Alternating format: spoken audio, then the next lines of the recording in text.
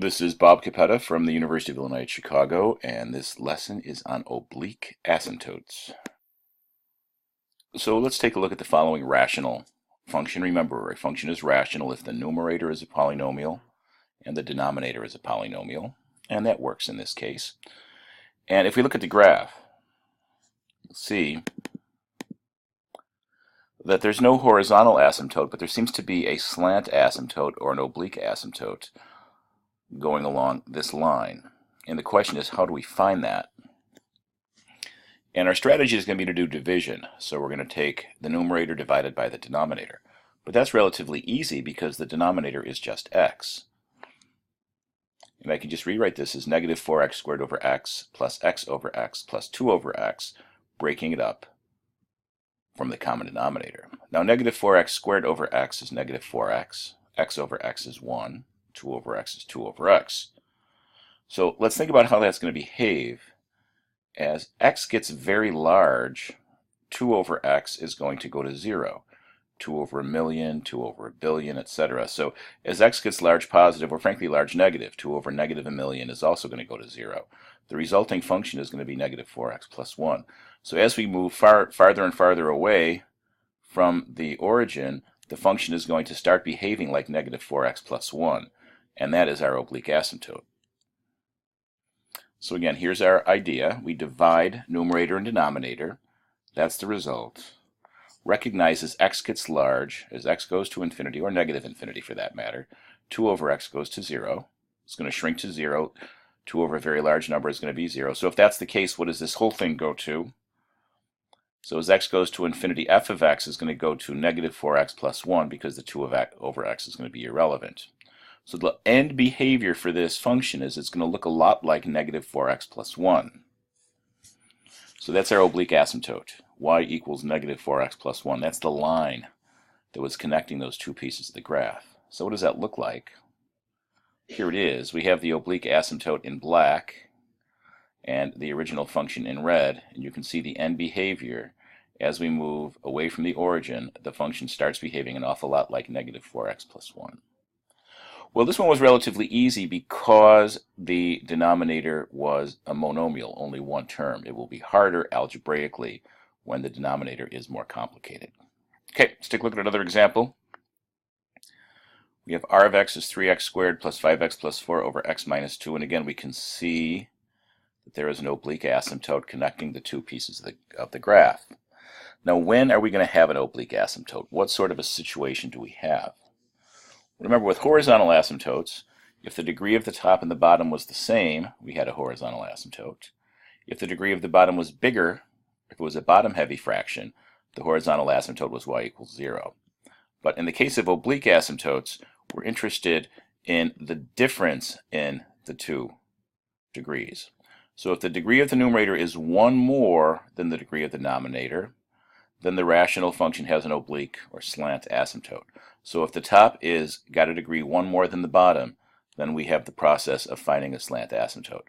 And that certainly was our situation with our first example. We had negative 4x squared plus x plus 2 over x. That had degree 2, that had degree 1. That's what led to our slant asymptote. So that's our process for getting it. Let's take a look at another example and see what we have to do. R of x, 3x squared plus 5x plus 4 over x minus 2. Degree of the top, numerator is 2. Degree of the bottom is 1. X to the first is 1.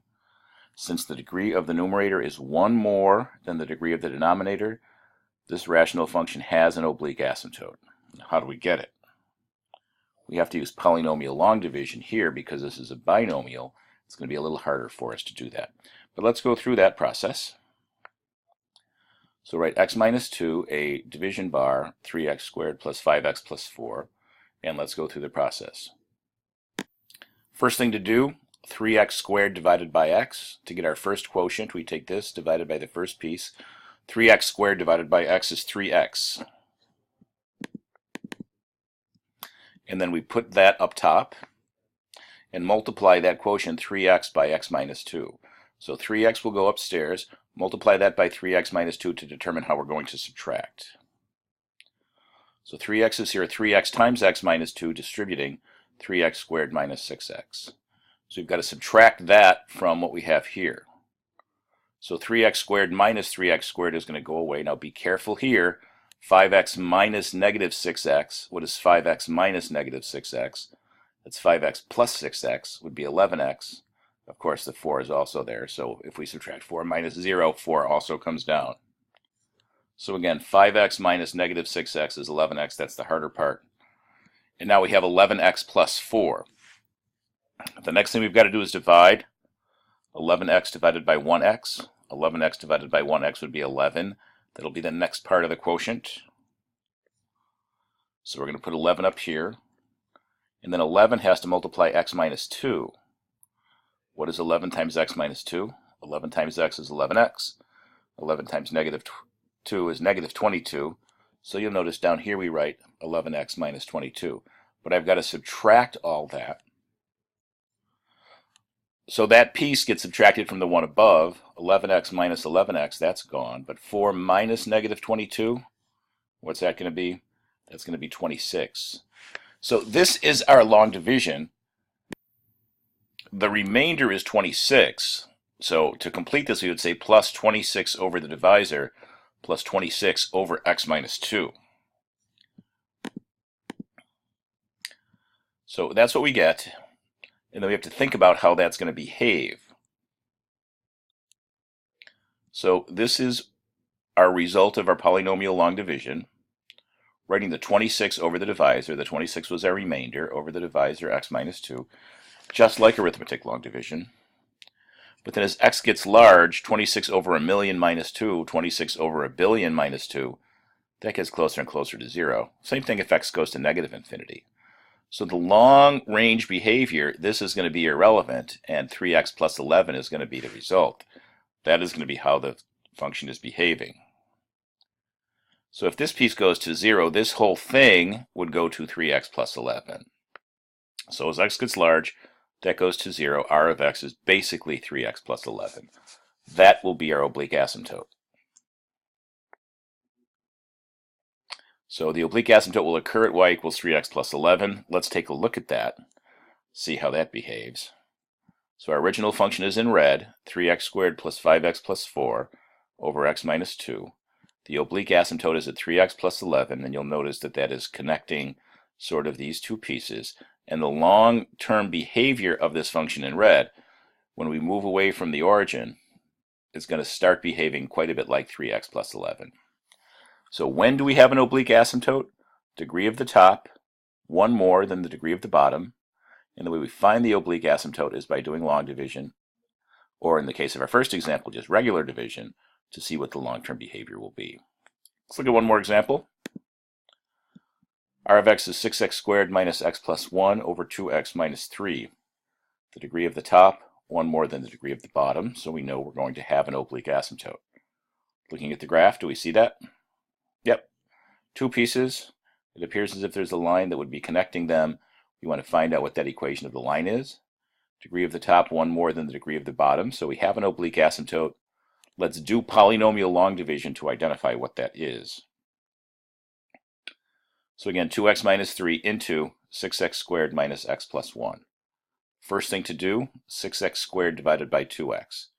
6x squared divided by 2x would be 3x. 3x gets put up here. We multiply 3x times 2x to get 6x squared. 3x times negative 3 is negative 9x. And we have to subtract all of this minus all of that. 6x squared minus 6x squared is gone. Negative 1x minus negative 9x. Well, that one's a little tricky. You got to think about that one. Negative 1x minus negative 9x is negative 1x plus 9x, which is 8x. Of course, 1 minus 0 is just 1. So our next thing to do in the polynomial long division is to take 8x divided by 2x. 8x divided by 2x is 4, so we'll add 4 to the top and then multiply that out to see what we have to subtract. 4 times 2x is 8x. 4 times negative 3 is negative 12. This all must be subtracted from 8x plus 1. 8x minus 8x is 0. 1 minus negative 12. 1 minus negative 12 is 13. That is the remainder. So we take our quotient, 3x plus 4, plus 13 over 2x minus 3. That is equivalent to our original r of x. Now looking at this, we have to ask ourselves, as x gets large, what happens to 2x minus 3? 2 times a million minus 3, 2 million minus 3. 13 divided by that is going to be basically 0. Same thing if x is negative a million. So this is going to disappear as x gets large. So the function is going to behave like 3x plus 4. That'll be the line that'll be connecting those two pieces. So that's our story. As x goes to infinity, this goes to 0. The behavior of the function is like y equals 3x plus 4. And that will be the oblique asymptote for this rational function. And we see it. There's our rational function. There's the equation of the oblique asymptote. Original function in red. Oblique asymptote in green, because long-term behavior, r of x will behave like y equals 3x plus 4.